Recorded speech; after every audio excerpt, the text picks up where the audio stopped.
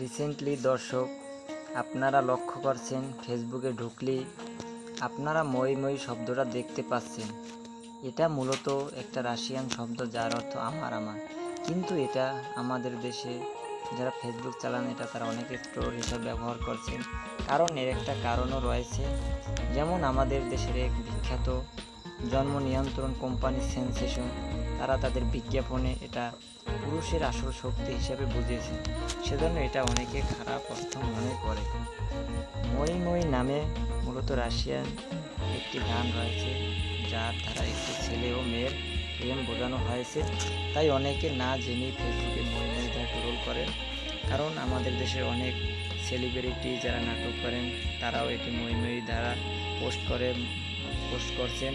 সেজন্য এর ভিতরে কমেন্ট সেকশনে যায় দর্শকেরা অনেক মজার কমেন্ট করেন, সেজন্য এটি বেশি ভাইরাল হয়েছে।